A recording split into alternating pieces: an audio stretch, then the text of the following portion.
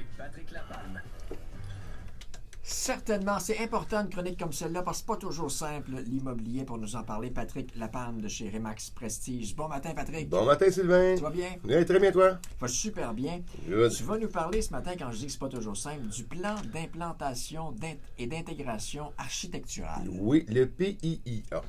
Directement comme ça, ce plan-là, lui, il n'est pas relié avec un règlement de zonage. Le règlement de zonage, c'est une chose et les règlements d'usage, c'est une autre chose.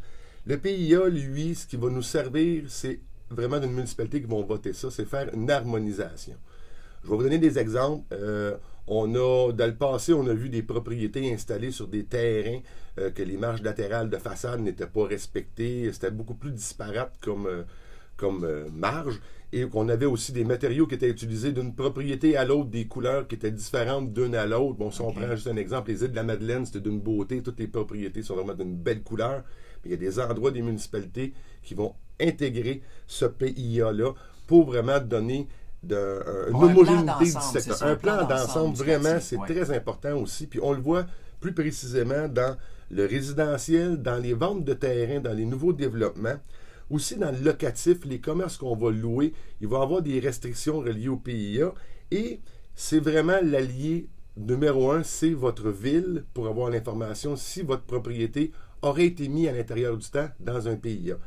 Ce qu'il faut aussi savoir, c'est que, Sylvain, tu es un vendeur, toi, tu as ta propriété depuis une vingtaine d'années. Tu n'es pas au courant que ça existe, ça, dans ton secteur, et tu décides de faire des travaux de rénovation, de changer tes portes et fenêtres, ces choses-là. Tu pourrais être régi par un PIA, avoir des carrelages différents à mettre dans tes fenêtres pour avoir une homogénéité par rapport à ton secteur qui est là.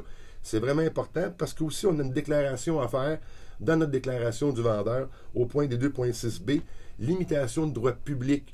Donc, c'est la municipalité qui va nous donner des limitations ou des alignements par rapport à nos matériaux.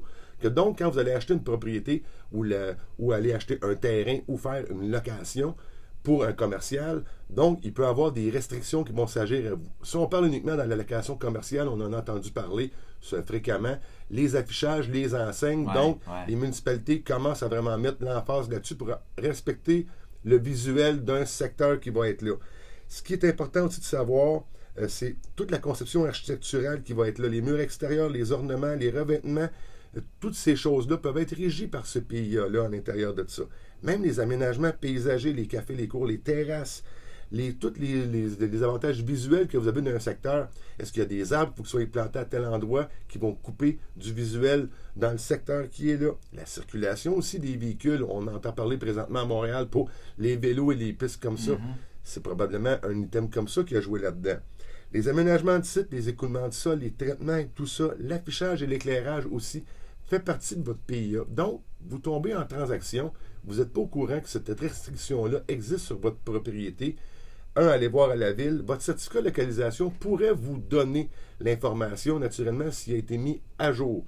Mais vraiment, la municipalité, ça va être elle qui va vraiment faire la gestion de toutes ces choses-là et vous donner vraiment les lignes de conduite pour respecter l'ensemble d'un secteur. Ce qu'il ne faut pas oublier en immobilier, quand on va acheter, puis tantôt en Ordon, je te mentionnais l'exemple, on a une rue avec des propriétés, une propriété de 2500 pieds carrés, cottage de 2 étages qui est assez imposant. À côté, on peut voir ça encore, là.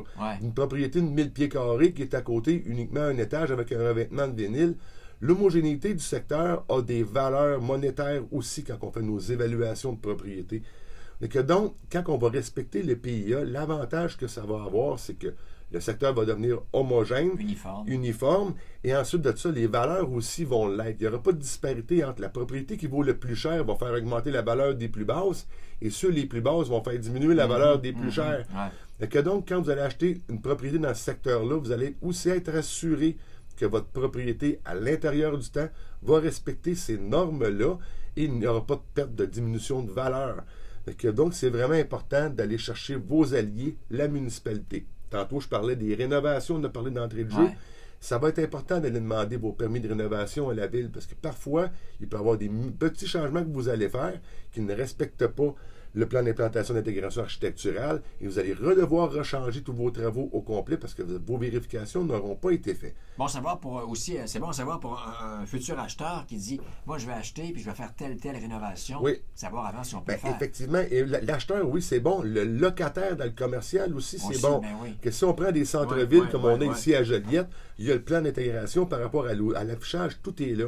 Donc, il faut vraiment faire des vérifications plus poussées et vraiment aligner nos clients de la bonne façon et qui connaissent vraiment les tenants et aboutissants de toutes ces clauses-là. Patrick Lapalme, si on veut te joindre. Facilement au 450-499-5544 sur ma chaîne YouTube aussi, toutes les chroniques sont disponibles et sur mon Facebook. N'hésitez pas à venir me poser des questions. Ben non. Patrick Lapalme, un but, une passion. Vendu! Ouais, monsieur.